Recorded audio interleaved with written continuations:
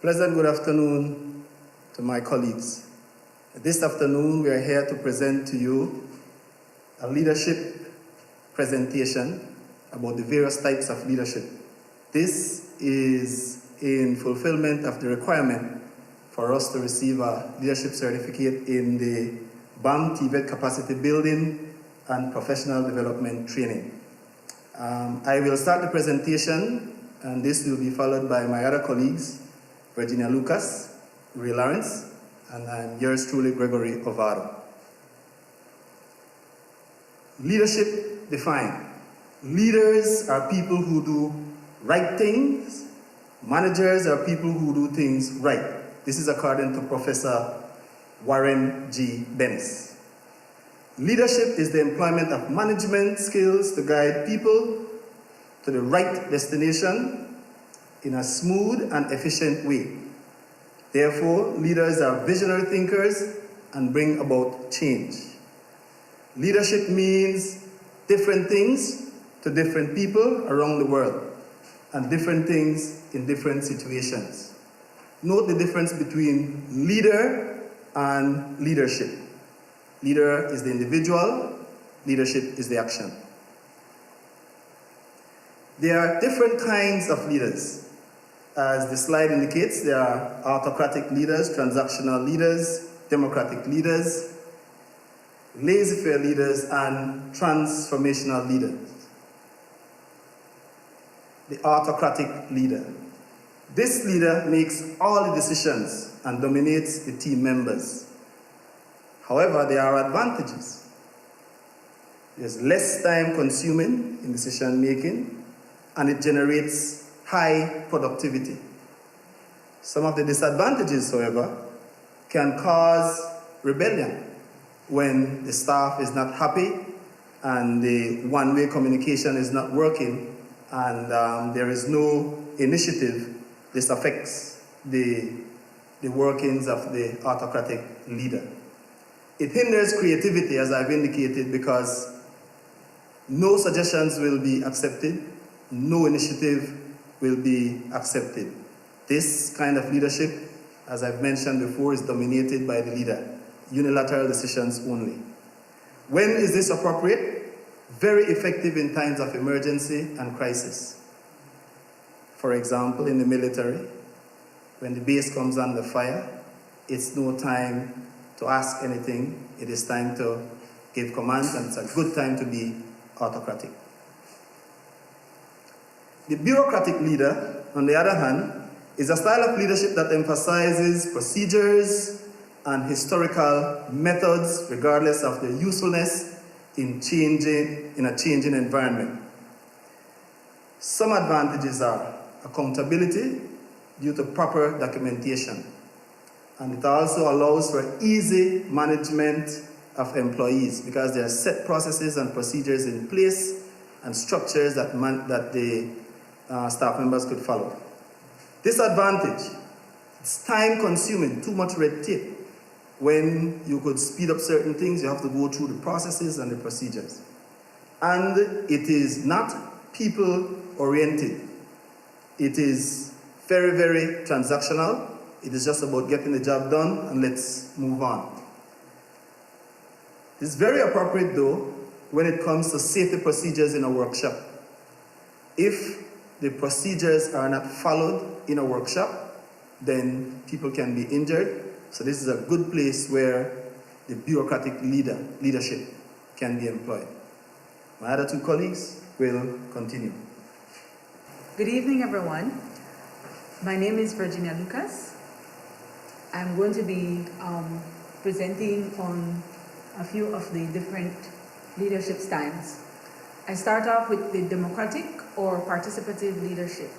In this kind of leadership, the leader involves the subordinates in decision making by consulting with the members of the team. However, the leader still maintains control. Advantages to this leadership style: it encourages employees to take ownership of the decisions because they are a part of the decision-making process, and it also fosters cooperation and collaboration. Disadvantages include time-consuming because you have to, try to sit down and discuss and come up with the best action. So therefore, it is not good for crisis situations. When is this type of leadership appropriate? When a high degree of consultation is required, especially when it comes to policy changes. The charismatic leader, in this kind of leadership, it depends on the personality and the actions of the leader, not the process or structure. The charismatic leader is able to communicate to followers on a deep emotional level. The advantages of this type of leadership, it is motivational and visionary. Disadvantages, because this type of leader tends to have a soft side, people may take advantage of it. It may also be risky due to the confidence only in the leader, not in the team. So if the leader were to, move on, then things would not be able to continue. When is it appropriate? Advocacy work, for example, in acquisition of support for the TVET program. When you're charismatic, you're able to sell things to people because you have a certain aura. The next type of leadership is the laissez-faire. It's also referred to as free rein.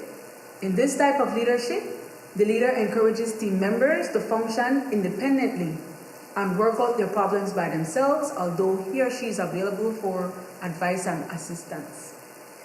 Advantages, it allows creativity. The leader is not hovering over the employee, therefore the employee is able to do things, and so the creativity is enhanced. It creates a stress-free working environment. Again, nobody is breathing down your back. Disadvantages, because of the lack of supervision, if some of the employees are incompetent, then it may result in chaos. Also, there is minimal accountability. When is it appropriate? The Board of Governors control over TVET institutions.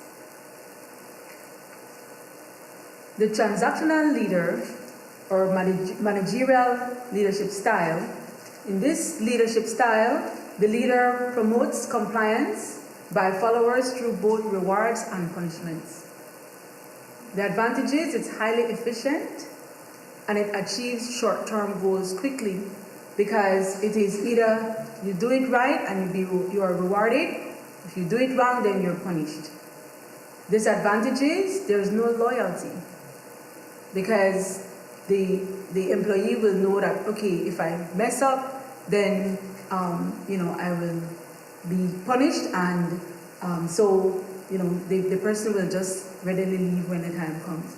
Does not reward personal initiative. When is it appropriate?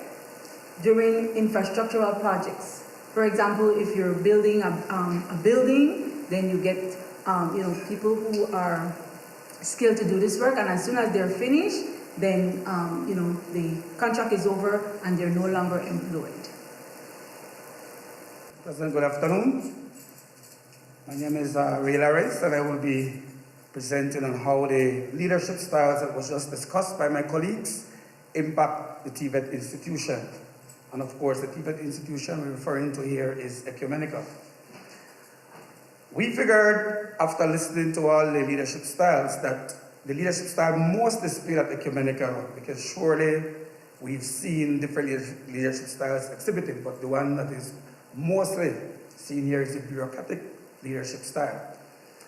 And we've noted the advantage of that.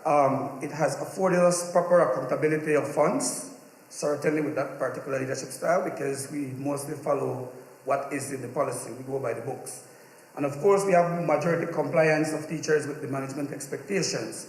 Because the processes are clearly defined and the procedures are set, we have most people simply following the procedure, and so we don't have much issues with compliance.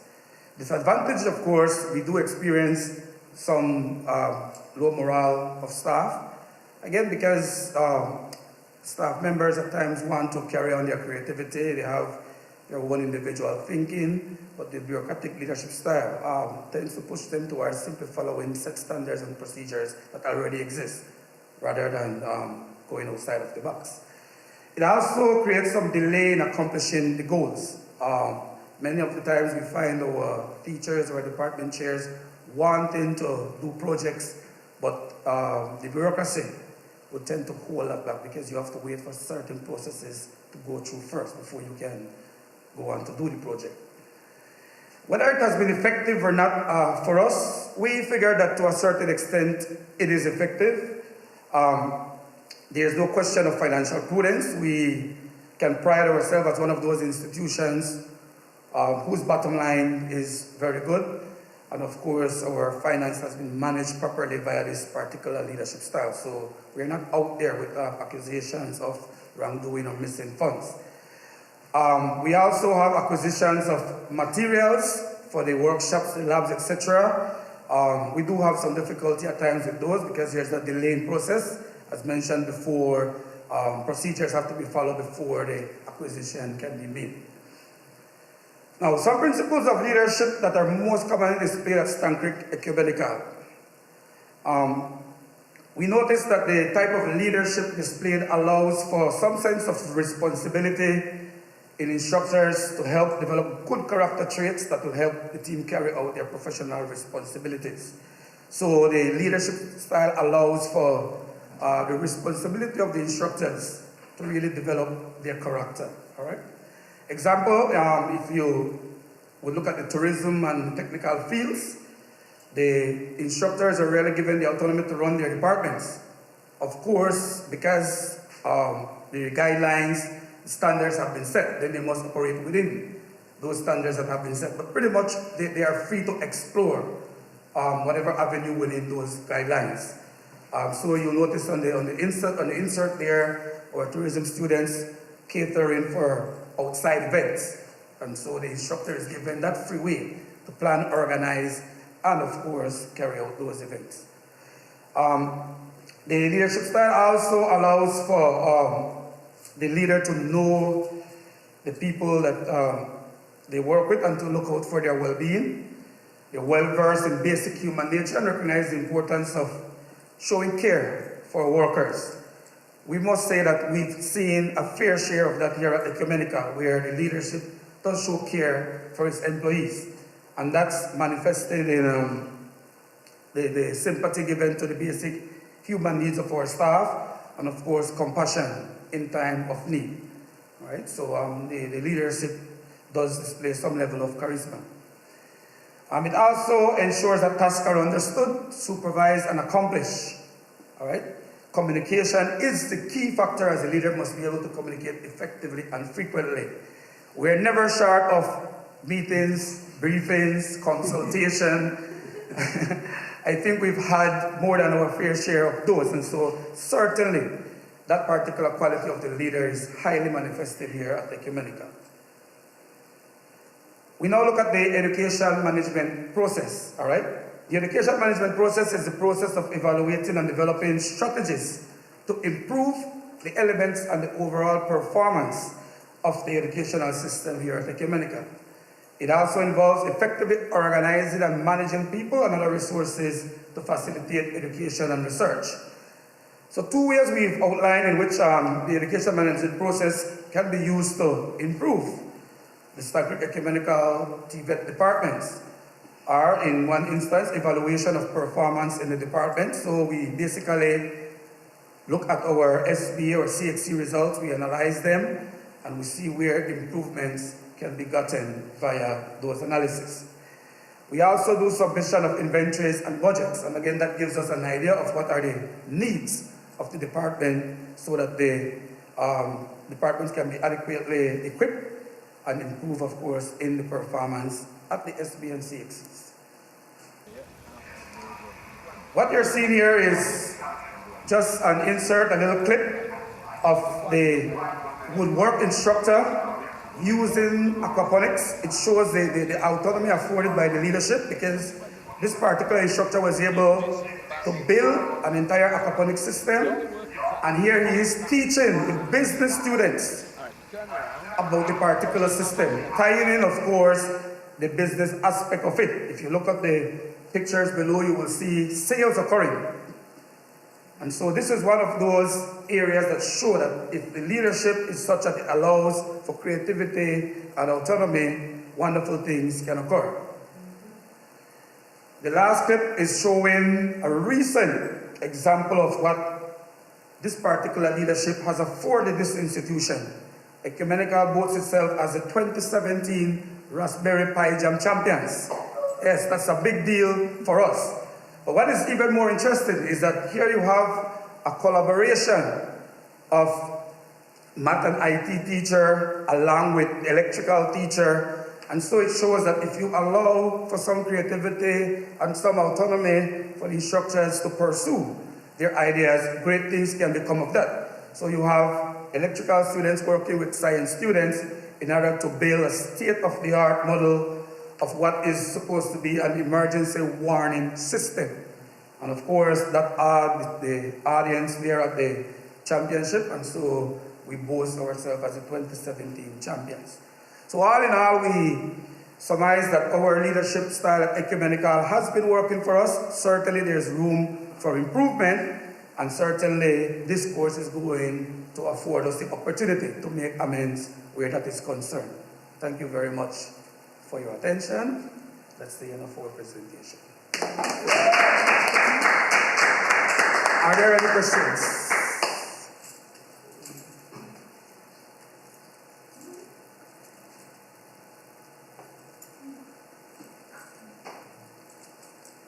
No questions? Well understood. Thank you very much.